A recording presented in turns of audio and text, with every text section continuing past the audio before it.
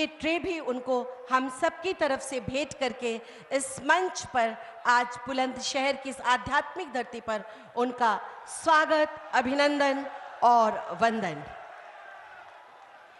माननीय प्रधानमंत्री जी की प्रेरणा और मार्गदर्शन से उत्तर प्रदेश नित नए मील के पत्थर गढ़ रहा है और जिसमें प्रदेश के विकास को नए क्षितिज की ओर ले जा रहे हैं हमारे माननीय मुख्यमंत्री जी।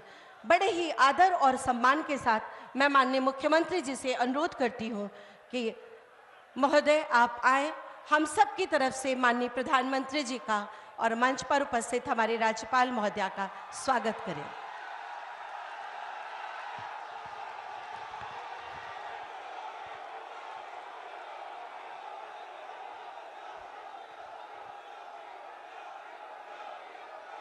आदरणीय प्रधानमंत्री जी,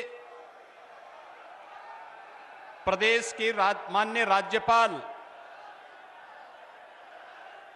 माननीय श्रीमती आनंदीबेन पटेल जी, भारतीय जनता पार्टी के प्रदेश के अध्यक्ष चौधरी भूपेंद्र सिंह जी, प्रदेश सरकार में उप मुख्यमंत्री श्री ब्रजेश पाठक जी, केंद्रीय मंत्री general doctor VK Singh ji, प्रदेश सरकार के मंत्री श्री अरुण सक्सेना जी,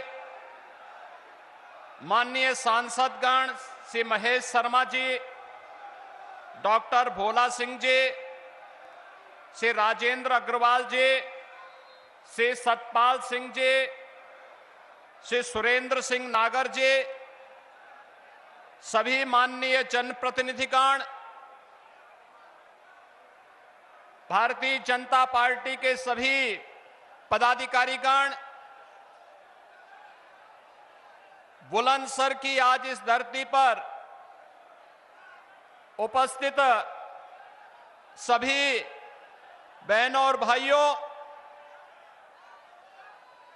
आदरणीय प्रधानमंत्री जी का उत्तर प्रदेश में आगमन 500 वर्षों के इंतजार को समाप्त करके अयोध्या में प्रभु श्री रामलला के भव्य मंदिर के उद्घाटन कार्यक्रम और रामलला की मूर्ति की प्राण प्रतिष्ठा कार्यक्रम के उपरांत पहला दौरा भी उत्तर प्रदेश वासियों का सौभाग्य है। आदरणीय प्रधानमंत्री जी का आशीर्वाद और सानिध्य उत्तर प्रदेश वासियों को बुलंदशहर की धरती पर प्राप्त हो रहा है। इस अवसर पर मैं आप सभी उपस्थित बहनों और भाइयों की ओर से उत्तर प्रदेश के 25 करोड़ जनमानस की ओर से आदरणीय प्रधानमंत्री जी का हृदय से स्वागत करता हूं, अभिनंदन करता हूं। भाइयों बहनों, उत्तर प्रदेश आज देश के अंदर विकास की प्रक्रिया के साथ तेजी के साथ आगे बढ़ता हुआ राज्य है। ये जो कुछ भी हो पा रहा है, आदरणीय प्रधानमंत्री जी की कृपा, उनके आशीर्वाद, उनका मार्गदर्शन और उनका नेतृत्व एक नए भारत के निर्माण की दिशा में जिस यशस्वी नेतृत्व के रूप में आज हम सब भारतवासियों को प्राप्त हुआ है, एक नए भारत का दर्शन न केवल 140 करोड़ भारतवासी कर रहे हैं, बल्कि दुनिया भी इस अद्भुत, अविस्मरणीय और अलौकिक अवसर से आज देख करके अचंभित है और वो भारत की ओर आकर्षित हो रही है। ये हम सबका सौभाग्य है कि हमारे पास प्रधानमंत्री के रूप में और अपने यशस्वी नेता के रूप में मोदी जी जैसा लोकप्रिय नेतृत्व हम सबके साथ में है और उनका मार्गदर्शन और नेतृत्व हमको प्राप्त हो रहा है। आज भी आपने देखा होगा, आपका स्नेह प्रधानमंत्री जी को मौसम की विपरीत परिस्थितियों का सामना करते हुए भी दिल्ली से बाई रोड, आपने पहले कभी नहीं देखा होगा कि कोई प्रधानमंत्री बाई रोड जनता जनार्दन के साथ संवाद बनाने के लिए आ रहा हो। और आज दिल्ली से बाई रोड प्रधानमंत्री जी सड़क मार्ग से हमारे बीच में आए हैं। मैं इस आयोजन के अवसर पर भाइयों बहनों प्रधानमंत्री जी का हृदय से अभिनंदन करता हूं, स्वागत करता हूं। आज हम सब जान रहे हैं, 3 दिन पहले अयोध्या का अद्भुत, अलौकिक और विस्मरणीय कार्यक्रम पूरे भारतवासियों ने और पूरी दुनिया ने देखा है। लेकिन साथ साथ इस अद्भुत और विस्मरणीय कार्यक्रम के उपरांत अयोध्या के बाद बुलंदशहर पश्चिमी उत्तर प्रदेश वासियों को आज प्रधानमंत्री जी का मार्गदर्शन प्राप्त होगा। और उपहार स्वरूप आज पौष पूर्णिमा भी है। 21,000 करोड़ रुपए से अधिक की परियोजनाओं का सौगात भी उत्तर प्रदेश वासियों को प्राप्त हो रहा है। भाइयों बहनों, कोई सोचता था उत्तर प्रदेश में हर जिले में मेडिकल कॉलेज होगा? कोई सोचता था? पहले तो मीटर गेज को ब्रॉड गेज करने में ही दिक्कतें होती थी, पैसा ही नहीं मिलता था। आज चौथी रेलवे लाइन भी, उसका भी लोकार्पण प्रधानमंत्री जी करने जा रहे हैं। फ्रेट कॉरिडोर के एक सेक्शन का उद्घाटन भी प्रधानमंत्री जी के कर कमलों से होने जा रहा है। और भी तमाम परियोजनाओं का लोकार्पण और शिलान्यास, वह गरीबों के लिए जुड़ी हुई आवासीय योजनाएं भी हैं, इंफ्रास्ट्रक्चर से जुड़ी हुई 4 लेन 6 लेन की सड़कों का भी है, बुनियादी सुविधाओं से जुड़ी हुई योजनाएं भी हैं। ये सभी नए भारत के अंदर बिना भेदभाव के मिलने वाली योजनाएं हैं, जिन योजनाओं का लाभ लेकर के आज हमारा भारत और उत्तर प्रदेश विकास की एक नित नए प्रतिमान को स्थापित करते हुए आगे बढ़ रहा है। भाइयों बहनों, मैं इस अवसर पर आदरणीय प्रधानमंत्री जी का आभार भी व्यक्त करता हूं और अभिनंदन भी करता हूं कि उन्होंने पिछले 3 दिनों में 2 महत्वपूर्ण निर्णय लिए। एक निर्णय था 1 करोड़ घरों को रूफटॉप सोलर के लिए एक नई योजना का शुभारंभ, और यह शुभारंभ उसी दिन हुआ है जिस दिन प्रभु राम की रामलला की मूर्ति की प्राण प्रतिष्ठा का शुभ कार्यक्रम प्रधानमंत्री जी के कर कमलों से 500 वर्षों के बाद अयोध्या में हुआ। और दूसरा, आपने परसों एक महत्वपूर्ण निर्णय देखा होगा, सामाजिक न्याय के पुरोधा बिहार के पूर्व मुख्यमंत्री सरदेव कर्पूरी ठाकुर जी को भारत रत्न देकर के सामाजिक न्याय की इस लड़ाई में वंचितों, दबे कुचले और पिछड़े वर्ग को सम्मान देकर के उनके माध्यम से नेतृत्व का एक नई श्रृंखला को आगे खड़ा करना। और आदरणीय प्रधानमंत्री जी, हम सब आपके आभारी हैं कि सामाजिक न्याय की परंपरा को इस मजबूती के साथ अग्रसर करते हुए इन पुरोधाओं को जो सम्मान देने का कार्य आपके माध्यम से आज भारत रत्न के रूप में कर्पूरी ठाकुर को भी सम्मान देने का कार्य हुआ है, यह अत्यंत अभिनंदनीय है।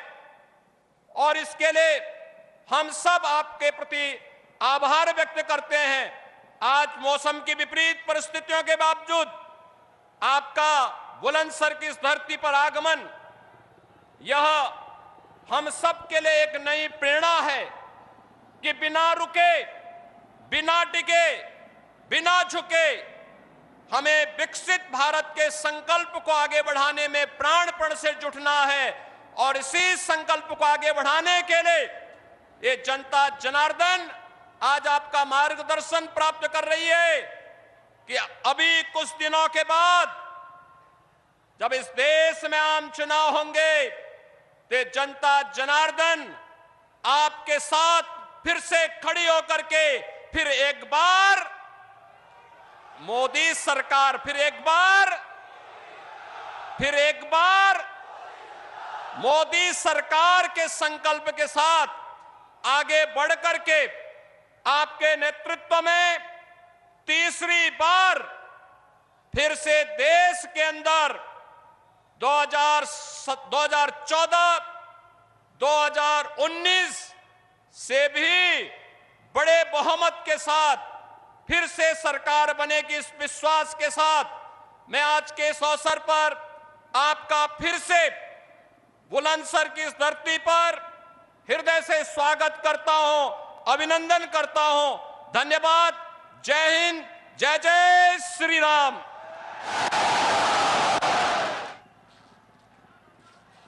बहुत बहुत धन्यवाद माननीय मुख्यमंत्री महोदय। और अब मैं माननीय प्रधानमंत्री जी से हम सब की तरफ से सादर अनुरोध करती हूं कि बटन दबाकर 20,000 करोड़ की विभिन्न परियोजनाओं का लोकार्पण और शिलान्यास करें। ये योजनाएं हैं रेल, सड़क, जल शक्ति, पाइपलाइन व औद्योगिक विकास से जुड़ी।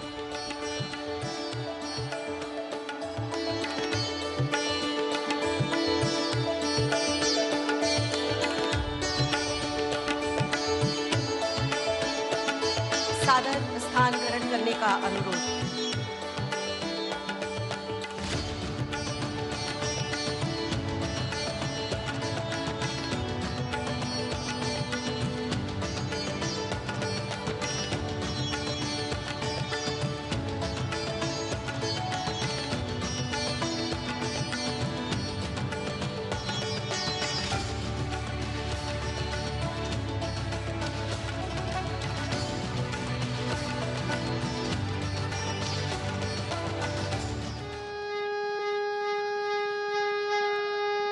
विभिन्न विकास परियोजनाएं, आइए देखते हैं इस पर आधारित एक शॉर्ट फिल्म।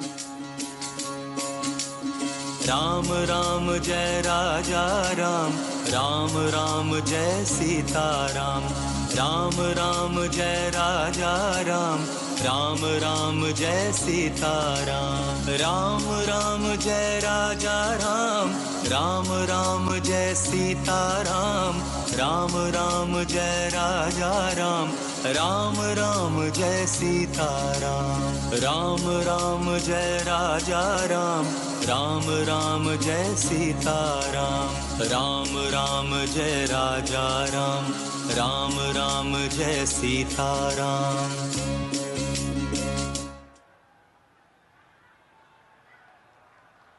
बहुत जोरदार तालियों से माननीय प्रधानमंत्री जी का एक बार पुनः अभिवादन करते हुए आइए एक ही छोटी सी फिल्म देखते हैं। उत्तर प्रदेश यानी देश की आध्यात्मिक विरासत को सहेजने वाला राज्य और भारत की आर्थिक व औद्योगिक प्रगति का प्रतीक। विश्व के सर्वाधिक लोकप्रिय नेता और यशस्वी प्रधानमंत्री श्री नरेंद्र मोदी जी का कुशल मार्गदर्शन लिख रहा है उत्तर प्रदेश के बुनियाद की एक नई गाथा। अब आप सभी के सहयोग से, उत्तर प्रदेश सरकार की सक्रिय भागीदारी से यूपी के विकास का सपना अब साकार होता दिख रहा है। इसी क्रम में उत्तर प्रदेश में आज किया जा रहा है रेल, सड़क, पेट्रोलियम, जल शक्ति और वाणिज्य एवं उद्योग मंत्रालय की 19,000 करोड़ रुपए से अधिक की परियोजनाओं का राष्ट्र को समर्पण। इसमें रेल कनेक्टिविटी से जुड़ी परियोजनाओं में शामिल हैं डेडिकेटेड फ्रेट कॉरिडोर पर न्यू खुर्जा से न्यू रेवाड़ी के मध्य निर्मित विद्युतीकृत double line section. Dedicated freight corridor पर निर्मित इस सेक्शन के शुरू होने से भारी माल वहन क्षमता वाली फ्रेट ट्रेनों का तीव्र गति से हो सकेगा संचालन। इसके साथ ही आज मथुरा और पलवल के बीच नवनिर्मित चौथी रेल लाइन और गाजियाबाद में चिपियाना बुजुर्ग से दादरी के बीच नवनिर्मित चौथी रेल लाइन का भी किया जा रहा है राष्ट्र को समर्पण। इन रेल खंडों की मल्टी ट्रैकिंग से क्षेत्र के दैनिक यात्रियों को होगा लाभ। इसके साथ ही आज दिखाई जा रही है डीएफसी पर न्यू खुर्जा और न्यू रेवाड़ी के मध्य 2 मालगाड़ियों के परिचालन को हरी झंडी। आज जिन सड़क परियोजनाओं का राष्ट्र को समर्पण किया जा रहा है उनमें शामिल हैं राष्ट्रीय राजमार्ग 91 पर अलीगढ़ कानपुर सेक्शन अलीगढ़ भदवास की 4 लेनिंग। इससे ताला नगरी अलीगढ़ एवं इत्र नगरी कन्नौज के उद्यमियों, निर्यातकों और कामगारों को मिलेगी दिल्ली तक सीधी रोड कनेक्टिविटी। राष्ट्रीय राजमार्ग 709A पर मेरठ से करनाल बॉर्डर तक वाया शामली सड़क का चौड़ीकरण और सुदृढ़ीकरण। इसके निर्माण से मेरठ और हरियाणा राज्य के बीच स्थापित होगा बेहतर सड़क संपर्क। राष्ट्रीय राजमार्ग 709AD पर शामली मुजफ्फरनगर सेक्शन की 4 लेनिंग। इससे हरिद्वार एवं चारधाम यात्रा के लिए आवागमन होगा सुगम। आज शुरू की जाने वाली सीवरेज सिस्टम की परियोजनाओं में शामिल है मथुरा सीवरेज योजना का पुनर्स्थापन व नवीनीकरण और एसटीपी एवं मुरादाबाद रामगंगा सीवरेज प्रणाली और एसटीपी फेज 1। इनसे मथुरा में यमुना एवं मुरादाबाद में रामगंगा में जल प्रदूषण कम करने में मिलेगी मदद। इसके साथ ही आज किया जा रहा है इंडियन ऑयल की टूंडला गौरिया पाइपलाइन परियोजना का उद्घाटन। इससे मथुरा और बरौनी रिफाइनरियां आपस में जुड़ेंगी। साथ ही कम लागत में हो सकेगा पेट्रोलियम उत्पादों का सुरक्षित पर्यावरण अनुकूल परिवहन व वितरण। आज माननीय प्रधानमंत्री जी द्वारा किया जा रहा है उत्तर प्रदेश के ग्रेटर नोएडा में इंटीग्रेटेड इंडस्ट्रियल टाउनशिप का राष्ट्र को समर्पण। इससे औद्योगिक विकास को मिलेगी गति और आर्थिक उन्नति के साथ ही होगा रोजगार के अपार अवसरों का सृजन। इन परियोजनाओं से न सिर्फ उत्तर प्रदेश के विकास को मिलेगी गति, बल्कि विकसित और नए भारत का संकल्प भी होगा सिद्ध।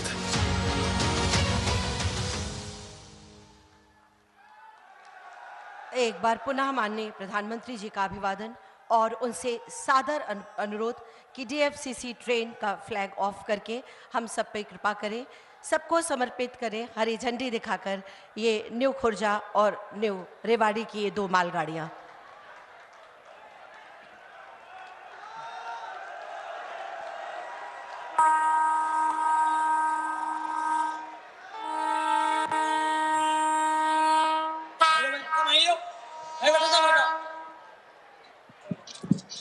कैमरा पे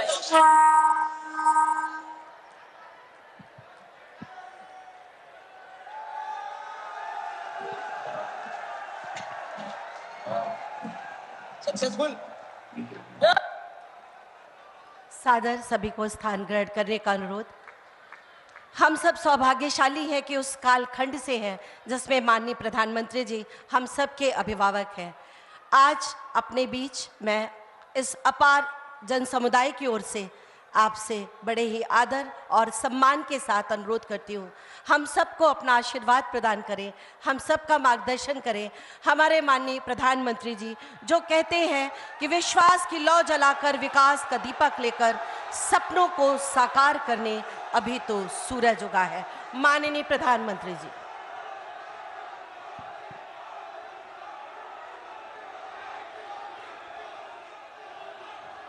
भारत माता की, भारत माता की। उत्तर प्रदेश की गवर्नर आनंदीबेन पटेल, यहां के लोकप्रिय मुख्यमंत्री श्रीमान योगी आदित्यनाथ जी, उप मुख्यमंत्री ब्रजेश पाठक जी, केंद्रीय मंत्री श्री वीके सिंह जी, उत्तर प्रदेश भारतीय जनता पार्टी के अध्यक्ष श्रीमान भूपेंद्र चौधरी जी, अन्य प्रतिनिधिगण और बुलंद के मेरे प्यारे भाई और बहनों,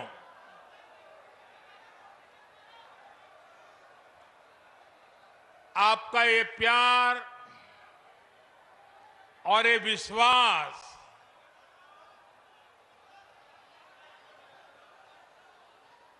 जीवन में इससे बड़ा सौभाग्य क्या हो सकता है। मैं आपके प्यार के लिए अभिभूत हूं।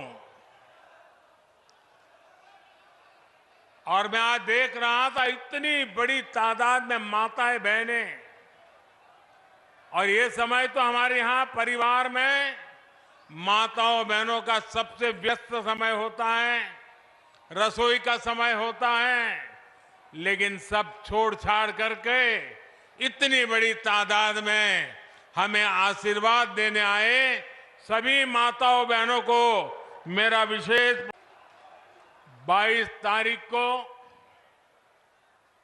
अयोध्या धाम में प्रभु श्री राम के दर्शन हुए और अब यहां जनता जनार्दन के दर्शन का सौभाग्य मिला है। आज पश्चिमी यूपी को विकास के लिए 19,000 करोड़ रुपए से अधिक के प्रोजेक्ट भी मिले हैं। ये project rail line, highway, petroleum pipeline, पानी, सीवेज, मेडिकल कॉलेज और औद्योगिक शहर से जुड़े हुए हैं।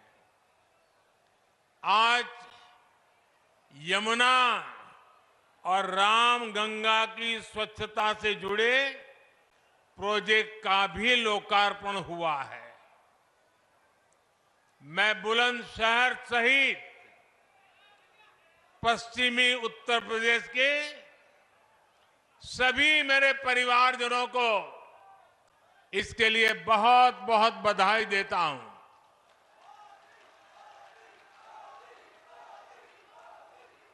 भाइयों और बहनों, इस क्षेत्र ने तो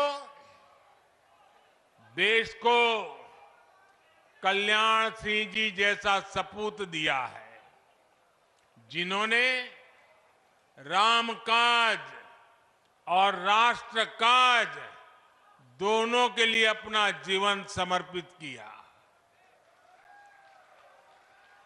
आज वो जहां है, अयोध्या धाम को देखकर बहुत आनंदित हो रहे होंगे।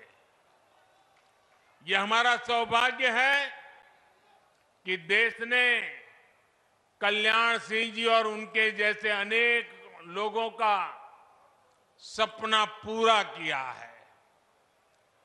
लेकिन अभी भी सशक्त राष्ट्र के निर्माण का, सच्चे सामाजिक न्याय का उनका स्वप्न पूरा करने के लिए हमें अपनी गति और बढ़ानी है, और जिसके लिए हमें मिलकर काम करना है। साथियों, अयोध्या में मैंने रामलला के सानिध्य में कहा था कि प्राण प्रतिष्ठा का कार्य संपन्न हुआ, अब राष्ट्र प्रतिष्ठा को नई ऊंचाई देने का समय है।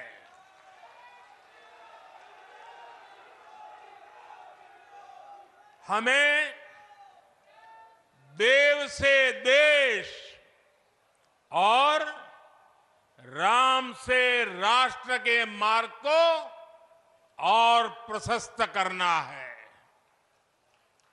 हमारा लक्ष्य साल 2047 तक भारत को विकसित राष्ट्र बनाना है, और लक्ष्य बड़ा हो तो उसके लिए हर साधन जुटाना होता है, सबको मिलकर के प्रयास करना पड़ता है। विकसित भारत का निर्माण भी यूपी के तेज विकास के बिना संभव नहीं है। इसके लिए हमें खेत खलिहान से लेकर ज्ञान, विज्ञान, उद्योग, उद्यम तक हर शक्ति को जगाना है। आज का ये आयोजन इसी दिशा में एक और कदम है, बड़ा कदम है, महत्वपूर्ण कदम है।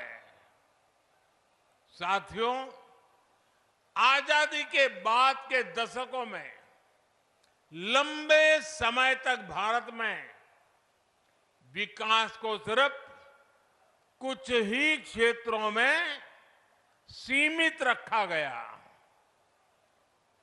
देश का एक बहुत बड़ा हिस्सा विकास से वंचित रहा। इसमें भी उत्तर प्रदेश, जहां देश की सबसे अधिक आबादी बसती थी, उस पर उतना ध्यान नहीं दिया गया।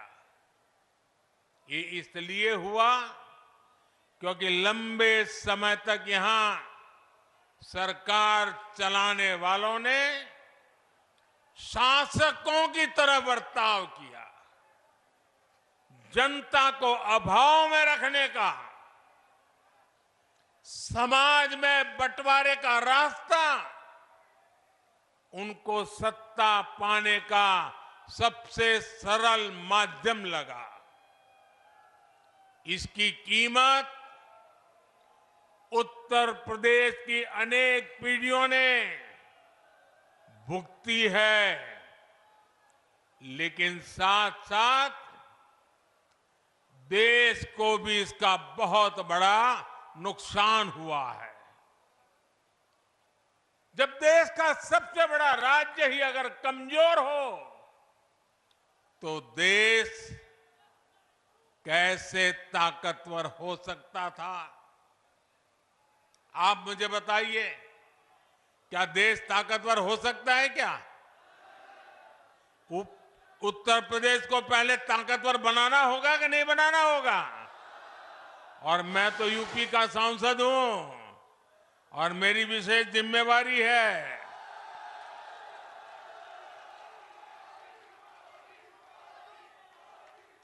मेरे परिवारजनों, 2017 में डबल इंजन की सरकार बनने के बाद से यूपी में पुरानी चुनौतियों से निपटने के साथ ही आर्थिक विकास को नई गति दी है। आज का कार्यक्रम हमारी इस प्रतिबद्धता का प्रमाण है। आज भारत में 2 बड़े डिफेंस कॉरिडोर पर काम चल रहा है। उनमें से एक यूपी में, पश्चिमी यूपी में बन रहा है। आज भारत में नेशनल हाईवे का तेजी से विकास हो रहा है।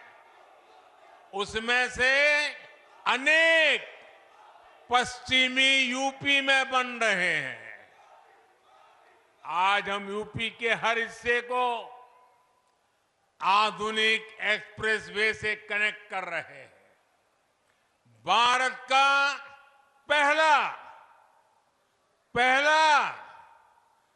पहला नमो भारत ट्रेन प्रोजेक्ट पश्चिम यूपी में ही शुरू हुआ है। यूपी के कई शहर मेट्रो सुविधा से जुड़ रहे हैं। यूपी ईस्टर्न और वेस्टर्न डेडिकेटेड फ्रेट कॉरिडोर्स का हब बन रहा है। और ये बात बहुत बड़ी है साथियों। आने वाली शताब्दियों तक इसका महात्म्य रहने वाला है, जो आपके नसीब में आया है। जब जेवर इंटरनेशनल एयरपोर्ट बनकर तैयार हो जाएगा तो इस क्षेत्र को एक नई ताकत, नई उड़ान मिलने वाली है। साथियों, सरकार के प्रयासों से आज पश्चिमी उत्तर प्रदेश रोजगार देने वाले प्रमुख सेंटर में से एक बन रहा है। केंद्र सरकार देश में 4 नए औद्योगिक स्मार्ट शहर बनाने की तैयारी में है। ऐसे नए शहर जो दुनिया के श्रेष्ठ मैन्युफैक्चरिंग और निवेश स्थलों को टक्कर दे सके। इसमें से एक औद्योगिक स्मार्ट शहर पश्चिमी उत्तर प्रदेश के ग्रेटर नोएडा में बना है। और आज मुझे इस महत्वपूर्ण टाउनशिप का उद्घाटन करने का सौभाग्य मिला है। यहां हर वो बुनियादी सुविधाएं विकसित की गई है जो रोजमर्रा के जीवन के लिए, व्यापार, कारोबार, उद्योग के लिए चाहिए।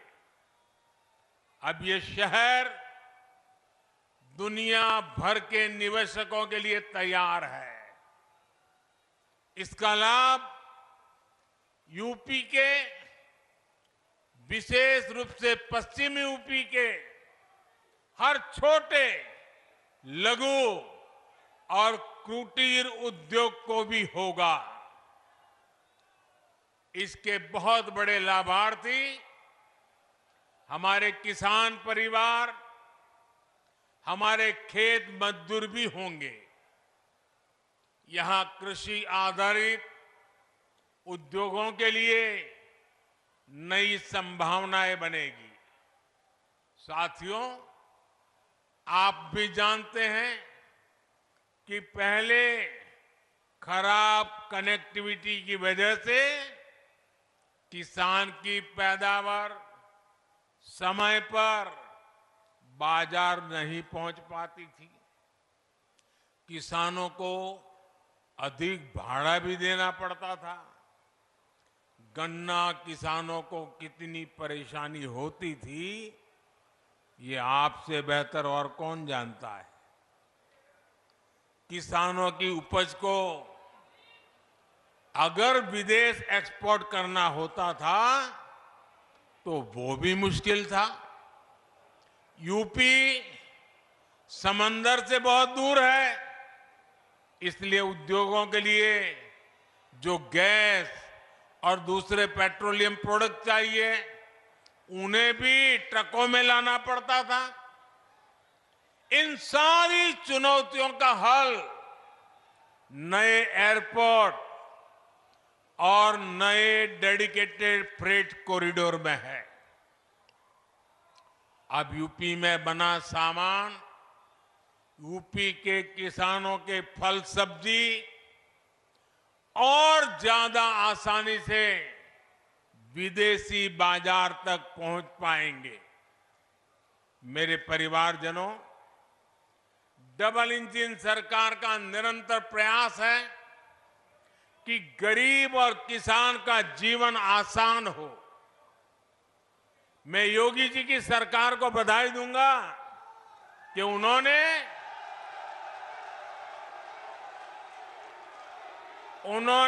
नए पेराई सत्र के लिए गन्ने का मूल्य और बढ़ा दिया है। गन्ना किसान हो, गेहूं और धान किसान हो, सभी किसानों को पहले अपनी ही उपज का पैसा पाने के लिए लंबा इंतजार करना पड़ता था। लेकिन हमारी सरकार इस परिस्थिति से किसान को बाहर निकाल रही है। हमारी सरकार ने ये सुनिश्चित किया है मंडी में अनाज बेचने पर किसान का पैसा सीधे किसान के बैंक अकाउंट में जाना चाहिए। डबल इंजन सरकार ने गन्ना किसानों से जुड़ी समस्याओं को भी लगातार कम करने का प्रयास किया है। गन्ना किसानों की जेब में ज्यादा से ज्यादा पैसे जाएं, इसके लिए हमारी सरकार इथेनॉल बनाने पर बल दे रही है। इस वजह से किसानों को हजारों करोड़ रुपए अतिरिक्त मिले हैं। साथियों, किसानों का हित हमारी सरकार की सर्वोच्च प्राथमिकता है। आज सरकार हर किसान परिवार के इर्द गिर्द एक पूरा सुरक्षा कवच बना रही है।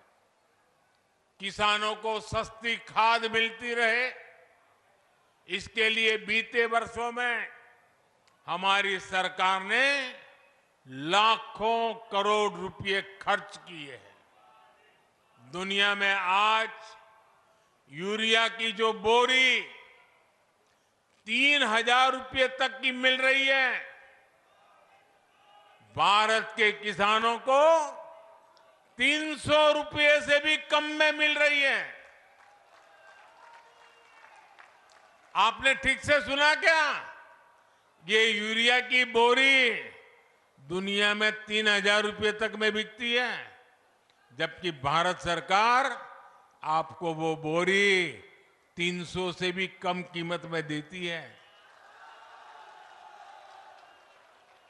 अब देश ने और एक महत्वपूर्ण काम किया है, नैनो यूरिया बनाया है। इससे एक बोरी खाद की शक्ति एक बोतल में समा गई है। इससे भी किसानों को लागत कम होगी, बचत होगी। सरकार ने करोड़ों किसानों के खातों में पीएम किसान सम्मान निधि के 3.25 लाख करोड़ रुपए भी ट्रांसफर किए हैं। मेरे परिवारजनों, कृषि और कृषि आधारित अर्थव्यवस्था के निर्माण में हमारे किसानों का योगदान हमेशा से अभूतपूर्व रहा है। हमारी सरकार सहकारिता के दायरे को भी लगातार बढ़ा रही है। पैक्स हो, कोऑपरेटिव सोसाइटी हो, किसान उत्पाद संघ एफपीओ हो, इनको गांव-गांव तक पहुंचाया जा रहा है। ये छोटे किसानों को बाजार की बड़ी ताकत बन रहा है। खरीद बिक्री हो, लोन हो, कोई फूड प्रोसेसिंग उद्योग हो, एक्सपोर्ट हो, ऐसे हर काम के लिए किसानों की सहकारी संस्थानों को प्रोत्साहित किया जा रहा है। ये छोटे से छोटे किसान को भी सशक्त करने का एक बहुत बड़ा माध्यम बन रही है। किसानों की एक बहुत बड़ी समस्या भंडारण की सुविधा के अभाव की भी रही है। हमारी सरकार ने भंडारण की सुविधाओं के निर्माण के लिए दुनिया की सबसे बड़ी योजना शुरू की है। इसके तहत पूरे देश में कोल्ड स्टोरेज का भंडारण का नेटवर्क तैयार किया जा रहा है। साथियों, हमारा प्रयास है कि खेती किसानी को आधुनिक तकनीक से जोड़ा जाए।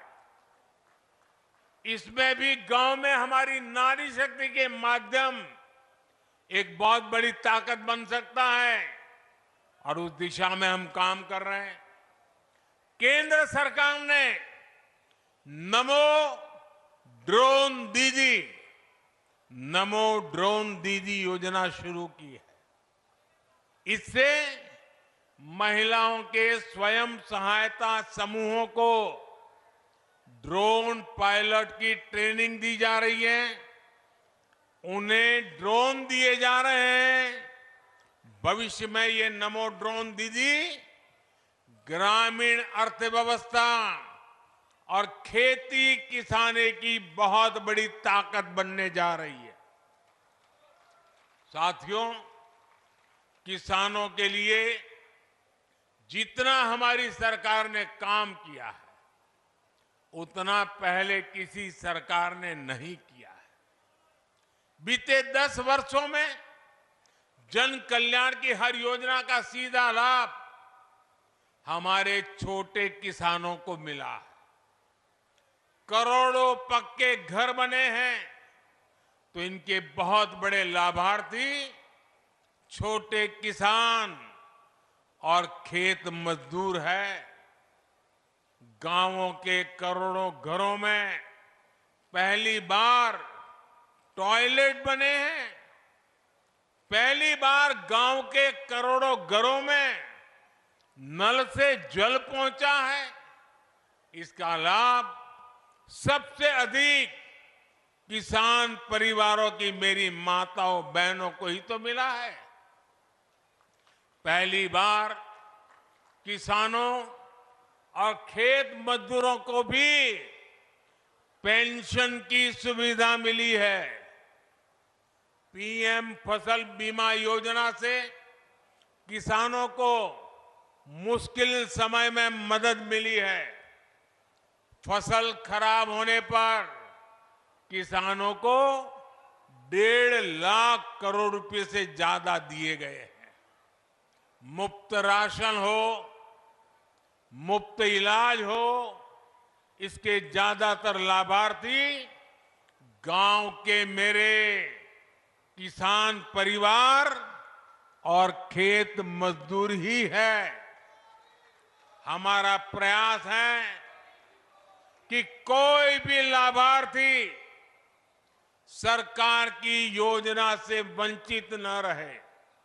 इसके लिए मोदी की गारंटी वाली गाड़ी गांव-गांव आ रही है। यूपी में भी लाखों लोग इस गारंटी वाली गाड़ी से जुड़े हैं। भाइयों और बहनों, मोदी की गारंटी है कि जल्द से जल्द देश के हर नागरिक को उसके लिए बनी सरकारी योजना का लाभ मिले। आज देश मोदी की गारंटी को गारंटी पूरा होने की गारंटी मानता है, क्योंकि हमारी सरकार जो कहती है वो करके दिखाती है। आज हमारा पूरा प्रयास है कि सरकार की योजना का लाभ हर लाभार्थी तक पहुंचे। इसलिए मोदी सैचुरेशन की गारंटी दे रहा है, 100% की गारंटी दे रहा है। जब सरकार 100% लाभार्थियों तक पहुंचती है तो किसी भेदभाव की गुंजाइश नहीं रह जाती। जब सरकार 100% लाभार्थियों तक पहुंचती है तो किसी भ्रष्टाचार की गुंजाइश भी नहीं रह जाती। और यही सच्चा सेक्युलरिज्म है, यही सच्चा सामाजिक न्याय है। गरीब किसी भी समाज में हो, उसकी जरूरतें उसके सपने समान है। किसान किसी भी समाज को हो, उसकी जरूरतें उसके सपने एक जैसे हैं। महिलाएं किसी भी समाज की हो, उनकी जरूरतें उनके सपने भी एक ही है। युवा किसी भी समाज के हो, उनके सपने उनकी चुनौतियां एक जैसी ही है। इसलिए मोदी बिना भेदभाव के हर जरूरतमंद तक तेजी से पहुंचना चाहता है। आजादी के बाद लंबे समय तक कोई गरीबी हटाओ का नारा देता रहा, कोई सामाजिक न्याय के नाम पर झूठ बोलता रहा, लेकिन देश के गरीबों ने देखा कि सिर्फ कुछ परिवारों के घर अमीरी आई, कुछ ही परिवारों की राजनीति फली फूली, सामान्य गरीब, दलित, पिछड़ा तो अपराधियों और दंगों से सहमा हुआ था। लेकिन अब देश में स्थितियां बदल रही है। मोदी ईमानदारी से आपकी सेवा में जुटा है। इसी का नतीजा है कि हमारी सरकार के 10 वर्षों में 25 करोड़ लोग, यह आंकड़ा बहुत बड़ा है, 25 करोड़ लोग गरीबी से बाहर निकले हैं। जो बाकी बचे हैं उन्हें भी उम्मीद जगी है कि वे भी जल्द ही गरीबी को परास्त कर देंगे। साथियों, मेरे लिए तो आप ही मेरा परिवार है।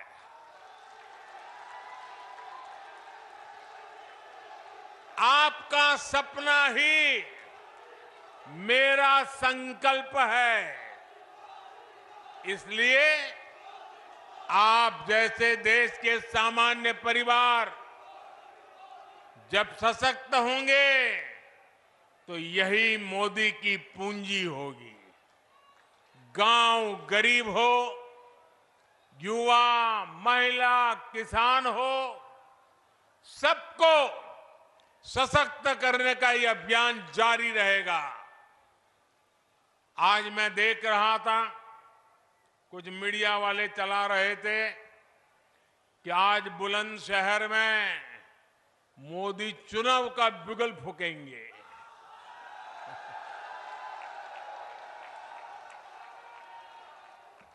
मोदी तो विकास का बिगुल फूंकता रहता है।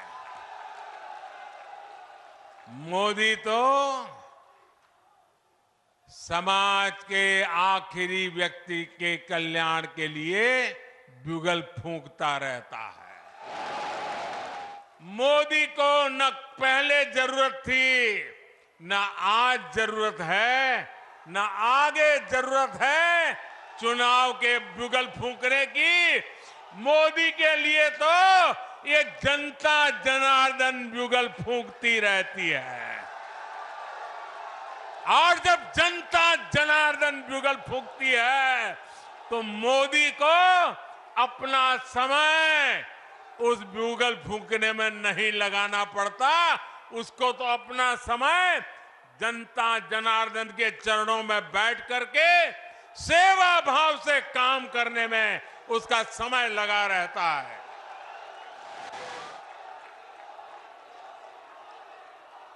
एक बार फिर आप सभी को विकास कार्यों के लिए बहुत बहुत बधाई। मेरे साथ पूरी शक्ति से बोलिए, भारत माता की। शाबाश। भारत माता की। भारत माता की। बहुत बहुत धन्यवाद।